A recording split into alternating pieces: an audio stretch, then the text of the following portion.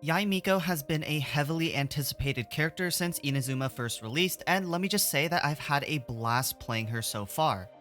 She has some really strong capabilities of bringing burst damage when she's on the field, as well as some consistent electro damage when she's off the field. As always, in this build guide, I'm going to give you everything you need to know about Yae Miko, from her best artifacts and weapons to general playstyles and example team compositions. Without further ado, let's get this guide rolling. Starting off with some basic info, let's talk about Yae Miko's strengths and weaknesses to get an idea of what we're going to want to focus on when farming resources for her. Beginning with Yae's strengths, her power is heavily invested into both her elemental skill and elemental burst. Her elemental skill essentially just places turrets down on the field that attack enemies with electro damage, and she can have up to 3 on the field at one time. Her elemental burst deals a huge instance of electro damage, and the kicker here is that extra hits are added in depending on how many turrets from her elemental skill that are on the field. After the extra hits go through, the turrets will disappear. Another great thing here is that Yae's Ascension talent will grant us 1 free turret after using her elemental burst, which means we'll never have a moment where we can't have our turrets active. This makes her a great source of off-field damage for our team. As for Yae's weaknesses, she definitely has a few small things that could be better. First, her elemental burst is a 90 energy cost burst, just like Raiden's, which is extremely expensive. However, I don't want you to panic because this is really just a small issue and nothing more. 90 energy sounds like a lot, but the cooldown on her elemental burst is 22 seconds, which is a decent amount of time to generate energy. Other ways we can fix energy generation include running an artifact set like the 4-set Emblem of Severed Fate, getting a constellation like C1, or running her with a second electro character to generate more electro energy. The other weakness that I briefly want to touch upon is her normal attack modifiers. Her base damages for both normal and charge attacks aren't anything crazy like Hu Tao for example, but they aren't extremely poor like support characters either. What this means is that for most players, she's somewhere in the middle of the pack as a main DPS if we're looking for big damage that's not locked behind her 22-second cooldown. Overall, the takeaway that I want you guys to remember is that Yae is a pretty good main DPS, but a phenomenal sub DPS. Her build is pretty straightforward and focuses on basically every offensive stat, which means she's quite the flexible character that many players can enjoy playing and find good use out of. Moving into the most important part of the video, let's talk about Yae Miko's best artifacts. Unfortunately, she does not have a signature artifact set just yet, and unfortunately for electro characters, the electro sets we currently have right now suck. So what else is there for Yae Miko? Well, if we're strictly looking at the best in slot for a sub DPS Yae, then the 4-set Emblem of Severed Fate is the best we can manage until she gets her own signature artifact set. With this combination, focusing energy recharge for her 90 energy cost elemental burst becomes even more efficient and can give us huge damage numbers. Otherwise, if you're more adamant on maining Yae Miko and just admiring her swinging a Gohei around, then the 2-set Thundering Fury and the 2-set Gladiator / Shimenawas is also a good combination to use. If you don't want to farm the 2-set Thundering Fury, then the 2-set Gladiator and 2-set Shimenawa together is just as good. Both of these options are better suited for the main DPS playstyle over the 4-set Emblem of Severed Fate, since they do give a little more oomph to her normal and charge attacks. Not to mention, the 4-set ESF does not benefit Yae's elemental skill, which is a huge chunk of her damage when added up over time. And between the two, the difference is actually quite negligible, so choose whichever combination gives you the best artifact substat rolls. Aside from that, there's nothing much else that I'd really recommend. You can also run the 2-set Thundering Fury with the 2-set Noblesse or 2-set Emblem of Severed Fate and still expect decent results. However, these results may not be as good as the previous 3 combinations that I just talked about. And of course, the 4-set Thunder Soother does have a high theoretical damage ceiling, but it's a very niche artifact set to use since enemies infused with elements completely ruin this set's efficacy.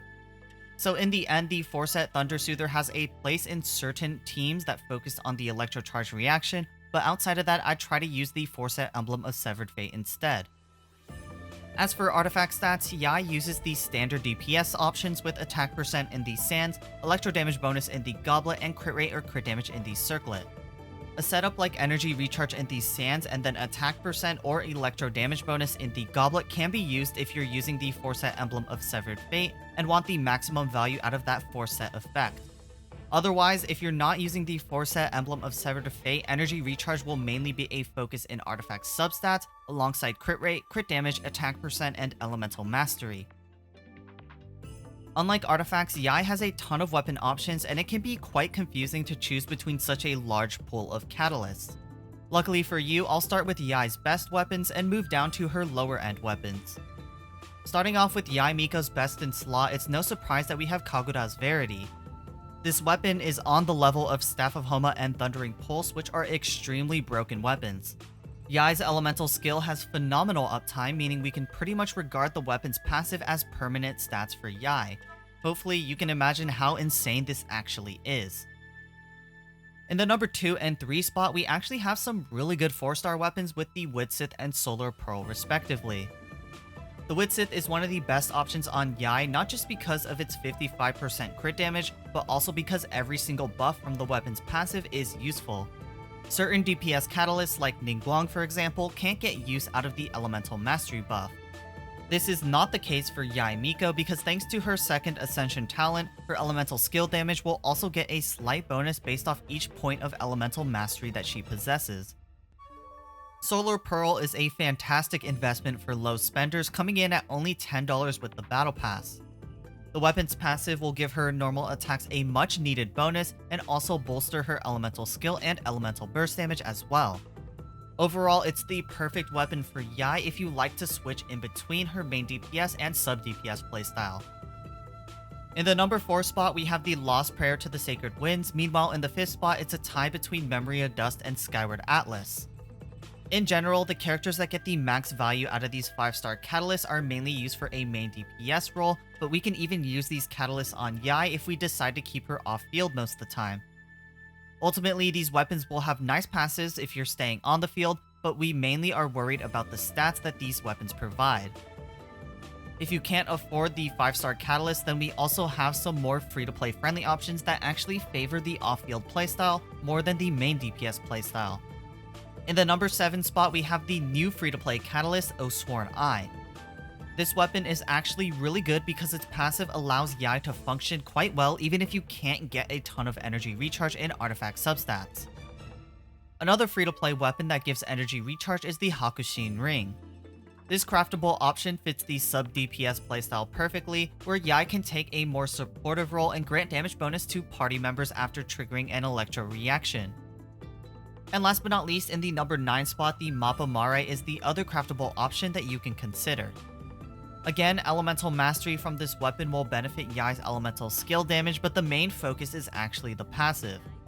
We can easily get some extra electro damage bonus just by triggering elemental reactions, which is always going to help Yae out a little bit. For the final portion of the guide, let's talk about Yae Miko's teams. Yae has a lot of similarity to Fischl, and for this reason, a lot of her meta teams will also be quite similar to what Fischl shines in. But I want you guys to keep in mind that you don't have to be glued to these meta compositions. Just like Fischl, Yae can be used in whatever team that you have the most fun with. The biggest thing I want to emphasize is to make sure you can generate enough energy for Yae's elemental burst no matter what team you use her in. After all, that is a huge part of her total damage and we don't want to miss out on it. However, if you are interested in meta team comps, here are a few starting points in terms of what teams that players are opting for.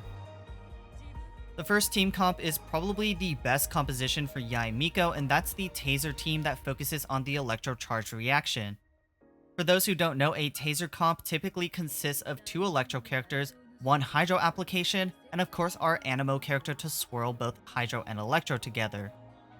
The second electro character aside from Yae Miko can be whatever you really want, but the most popular pick is definitely Raiden Shogun due to how strong she currently is. The other more free-to-play friendly electro characters that I recommend are Beidou, Fischl, Electro Traveler, or Kujo Sara depending on who you have the best build for. The hydro character is a toss-up between Mona, Kokomi, and Xingqiu. All these characters have their ups and downs, so you can pick whichever one isn't being used in another team that you already have. And as for our final character, the Anemo character is obviously going to be between Kazuha and Sucrose. Both of these characters give much needed damage buffs to an electro-charged team, making them staple Anemo characters. Next up, our second team puts Yae Miko in the sub DPS role to support Eula with the superconductor reaction. The Eula team consists of double Crow and double Electro, since both Eula and Yae Miko need another character to support them with energy generation. Thus, the second Electro character is going to be Raiden Shogun or Fischl, while the second Crow character is most often going to be Diona. Raiden and Fischl are the best options because they give the most overall energy in terms of Electro energy, while Diona also provides some much needed heals and shields for the team. For our third and final composition, we have a setup that focuses less on reactions and more on raw damage from Yae Miko herself. The whale version of this team consists of Raiden Shogun, Yae Miko, Bennett, and Kazuha. Of course, not every player has access to multiple 5-star characters in one team, so Raiden can be replaced by Kujo Sara, while Kazuha can be replaced by Sucrose. The goal of this team is to surround Yae with as many buffs as possible so that we can put the large damage multiplier on her elemental burst to good use. In some cases, this team may not even be the most practical to use, but it's really just fun to use something that gets the absolute maximum damage on her elemental burst. Beyond that though, if you enjoyed this guide or thought it was useful, be sure to support both the video and the channel. You can follow me on Twitch, join my Discord, sub to the YouTube channel, or whatever people do nowadays. If you have Yae Miko, definitely let me know down in the comment section below what you think of her. And other than that, it's the same as always. I'll see y'all in the next one. Peace.